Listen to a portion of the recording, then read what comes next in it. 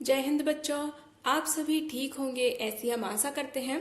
बच्चों आज हम यहाँ पर हल करने वाले हैं क्लास 10th मैथ एक्सरसाइज 1.3 का क्वेश्चन नंबर 3।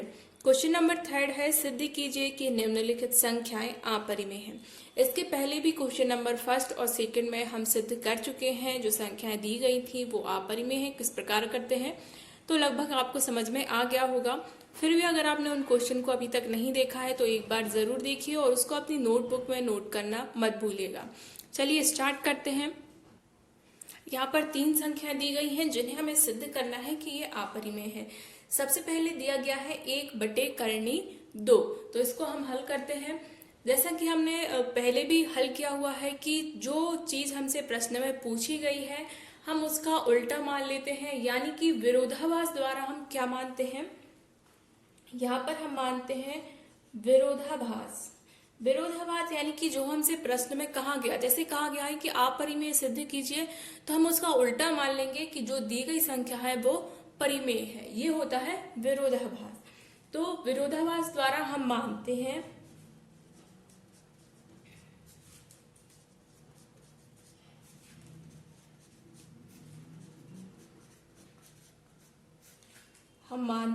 कि कौन सी संख्या दी गई है। सबसे पहले हमें फर्स्ट वाली दी गई है 1/2। ये संख्या हमें दी गई है तो हम विरोधाभास से मान लेते हैं कि जो 1/2 है कैसी संख्या है,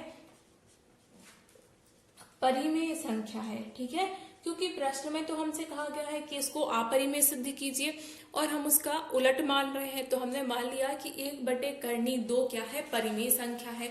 और जब यह संख्या जो है परिमेय है तो परिमेय संख्या की परिभाषा से क्या हो जाएगा, तब परिमेय संख्या की परिभाषा से हो जाएगा P/Q बराबर 1/2। क्योंकि परिमेय संख्या की परिभाषा यही बताती है कि जो भी संख्या परिमेय संख्या है उसको हम P/Q के रूप में डिफाइन कर सकते हैं। तो यहाँ पर अगर 1/2 जो है परिमेय संख्या है तो इसको हम P/Q के रूप में लिख सकते हैं। तो हमने यहाँ पर लिख दिया। अब चूंकि यहाँ पर करनी जो है हर में है, इसको हमें अंश में ले जाना है, तो हम क्या करेंगे, अंश और हर में करनी 2 का गुणा कर देंगे। तो यहाँ पर कर दीजिए P/Q बराबर 1/2 और यहाँ पर अंश और हर में करनी 2 का हम गुणा कर देंगे। अब देखिए अंश और हर दोनों में क्यों करते हैं, ये हम आपको पहले भी बता चुके हैं कि जब भी जो है किसी भी परिमेय संख्या में या किसी भी भिन्न में जब हम गुणा करते हैं तो सिर्फ हर में या सिर्फ अंश में नहीं करते, अंश और हर दोनों में करेंगे। क्योंकि इन दोनों को जब हम काटेंगे तो इसका वैल्यू कितना आएगा, 1 आएगा। और किसी भी संख्या में 1 का गुणा करने पर उस संख्या पर कोई भी प्रभाव नहीं पड़ता है, इसलिए हम अंश और हर दोनों में गुणा करते हैं।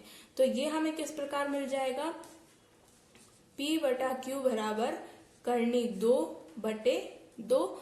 ये हमें यहाँ पर मिल गया है। बस अब हमें क्या करना है, त्रियक गुणा करना है। Q का करेंगे करनी 2 से और P का 2 से कर देंगे। तो यहाँ पर कितना हो जाएगा, करनी 2Q और बराबर यहाँ पर क्या हो जाएगा 2P। यहाँ हमने क्या किया है, त्रियक गुणा किया है। यहाँ पर आप लिख भी सकते हैं त्रियक गुणा करने पर या त्रियक गुणा द्वारा। ठीक है, इस प्रकार अगर आप जो वार्षिक परीक्षा देते हैं या आप एग्जाम देते हैं तो इस प्रकार के कोष्टक बना के आप इसको साइड में जरूर लिखिए। इससे बहुत ही अच्छे मार्क्स मिलते हैं, जैसे हमने यहाँ पर भी किया हुआ है। तो इसको भी आप कोष्टक बनाकर लिख सकते हैं करनी 2 का अंश और हर में गुणा करने पर। ठीक है, तो ये कोष्टक बहुत ही अच्छा प्रभाव डालते हैं। तो आप इसको जब एग्जाम देते हैं तो अपनी आंसर में इसको इस प्रकार से जरूर लिखिए। ठीक है, सॉल्यूशन में। अब यहाँ पर हम क्या करेंगे, पक्षांतर कर देंगे। करनी 2 का नहीं, Q का पक्षांतर करेंगे हम इस तरफ। तो ये क्या हो जाएगा, करनी 2 बराबर 2P/Q। क्योंकि Q जो है यहाँ पर क्या था, गुणा में था, उसका पक्षांतर हुआ तो किस में आ गया, भाग में आ गया।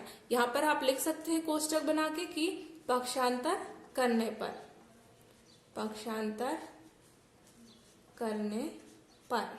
ठीक है, इस प्रकार से आप यहाँ पर लिख सकते हैं। तो यहाँ पर देखिए आपको क्या मिल रहा है, यहाँ पर मिल रहा है कि करनी 2 बराबर 2P/Q। जबकि यहाँ पर क्या है, हमें पता है P और Q क्या थे, P और Q क्या है, पूर्णांक है। ये हमें शुरू से ही पता है क्योंकि परिमेय संख्या मान के चले हैं, तो P और Q क्या है, इसलिए जो 2P/Q है, क्या है 2P/Q, ये क्या होगी, ये परिमेय होगी, क्योंकि क्या है P और Q पूर्णांक है। यहाँ पर दिख रहा है कि P और Q पूर्णांक है, तो फिर ऐसी संख्या जिसको हम P/Q के रूप में लिख सकते हैं और PQ पूर्णांक, वो क्या होती है, परिमेय होती है। तो इस प्रकार से 2P/Q जो है वो क्या होगा, परिमेय होगी। पर क्या है कि हम क्या जान रहे हैं, देखिए यहाँ पर जो 2P/Q ये किसके बराबर में है, ये कर्णी 2 के बराबर में है। तो हम यहाँ पर लिख देंगे, जबकि हम जानते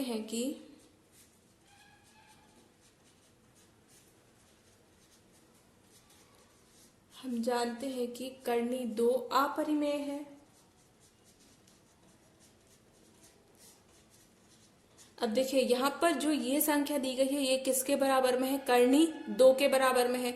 तो हम क्या जानते हैं कि कर्णी 2 कैसी संख्या है, अपरिमेय संख्या है। तो जो 2P/Q है ये भी क्या होगी, ये भी अपरिमेय ही होगी। और ये क्या करती है, हमारी धारणा का विरोध कर रही है। देखिए यहाँ पर इसको हम 1 मान लेंगे और इसको 2 मान लेंगे, ठीक है। तो क्या हो जाएगा, तब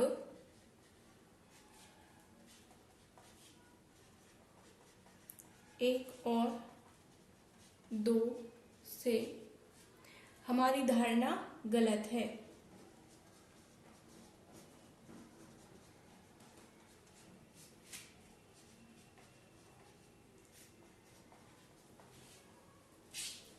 अतः 1/2 अपरिमेय होगी। देखिए यहाँ पर क्या है कि हमने क्या सिद्ध किया है कि 1/2 अपरिमेय है, क्योंकि जो 2P/Q है ये किसके बराबर में है, कर्णी 2 के, और कर्णी 2 कैसी संख्या है, अपरिमेय संख्या है, ठीक है। तो इसके बराबर जो संख्या आ रही है वो भी क्या होगी, अपरिमेय होगी। जबकि शुरू में हमने क्या मान लिया था कि ये परिमेय होगी, उसको हल करके ही तो हम ये लाए हैं। और जब ये हमारा गलत है, यानी कि हमारी धारणा भी गलत थी। हमने क्या धारणा मानी थी कि 1/2 परिमेय है, ये हमने शुरू में धारणा मानी थी, और ये गलत है। अर्थात क्या हो जाएगा, 1/2 क्या हो जाएगी, अपरिमेय संख्या हो जाएगी। अब देखिए पहला तो हमने सिद्ध कर दिया है, अब हमें सिद्ध करना है कि 7/5 भी क्या है, अपरिमेय संख्या है। ये हमारा सेकंड है, 7/5 क्या है, अपरिमेय संख्या है। यहाँ पर हमें सिद्ध करना है। तो जिस प्रकार हमने पहला सिद्ध किया, ठीक उसी प्रकार हम यहाँ पर दूसरा भी सिद्ध करेंगे। क्या करेंगे कि विरोधाभास द्वारा हम मानते हैं कि 7/5 क्या हो जाएगी, परिमेय। 7/5 कैसी संख्या है, परिमेय संख्या है। परिमेय संख्या है, ये हम मान रहे हैं विरोधाभास द्वारा, यानी कि जो हमसे प्रश्न में कहा गया है उससे हम विपरीत मानते हैं, ठीक है। तब क्या हो जाएगा, 7/5 बराबर क्या हो जाएगा, P/Q हो जाएगा। क्योंकि ये हम जान रहे हैं कि जब कोई भी परिमेय संख्या उसको P/Q के रूप में लिख सकते हैं, यानी कि 7/5 को भी हम P/Q लिख सकते हैं।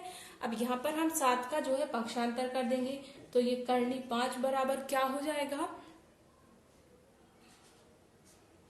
यहाँ पर देखिए क्या होता है, त्रियक गुणा होता है। यहाँ पर त्रियक गुणा कर देंगे तो ये 7 का P में गुणा होगा। देखिए सीधा सीधा मान लीजिए, यहाँ पर जो 7/5 है तो यहाँ पर 7 गुणा में है, जब पक्षांतर होगा तो ये भाग में चला जाएगा, तो 7Q, यहाँ पर Q जहाँ का तहाँ, और 7 किस में आएगा, भाग में आएगा, P के भाग में आ गया, क्योंकि यहाँ पर गुणा में था। अब यहाँ पर देखिए आप क्या देख रहे हैं कि कर्णी 5 के बराबर में क्या आ रहा है, P/7Q आ रहा है। अब देखिए पुनः हम क्या लिखेंगे कि यहाँ पर क्या है, P और Q क्या है, पूर्णांक है। P और Q पूर्णांक है, ये हमारे लिए पता है क्योंकि हमने इसको परिमेय संख्या माना है। तो इसलिए क्या होगा कि जो P/7Q है यह भी क्या होगा, परिमेय होगी। ये भी कैसी संख्या होगी, परिमेय होगी।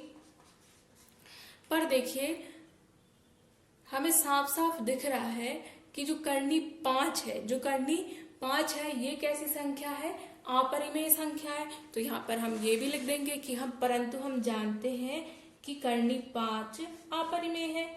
परंतु हम जानते हैं कि करनी 5 अपरिमेय है। करनी 5 अपरिमेय है, अतः P/7Q भी अपरिमेय होगी, अतः हमारी धारणा कैसी है? गलत है। अतः हमारी धारणा का विरोध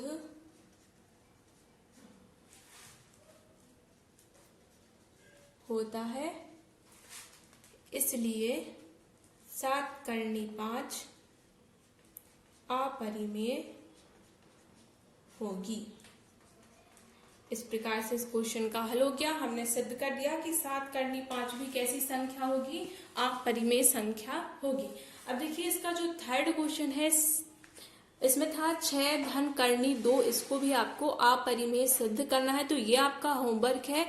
जिस प्रकार क्वेश्चन नंबर 2 जो हमने सॉल्व किया था कि 3 धन 2 करनी 5 अपरिमेय संख्या, इस प्रकार से इसको आप हल कर सकते हैं। ठीक वैसे ही है, तो उसको आपको हल कर लेना है। ये बहुत ही इजी पड़ेगा, तो आप इसको अपनी नोटबुक में जरूर सॉल्व कीजिए और आपका सिद्ध कर पाए या नहीं कर पाए ये हमें कमेंट करके जरूर बताइए। तो हम आशा कर रहे हैं कि आपको ये दोनों क्वेश्चन अच्छी तरीके से समझ में आ गए होंगे। तो इसे अपने सभी क्लासमेट के साथ शेयर कीजिए ताकि सभी लोग इस फ्री कोर्स जो चल रहा है इसका लाभ ले सकें।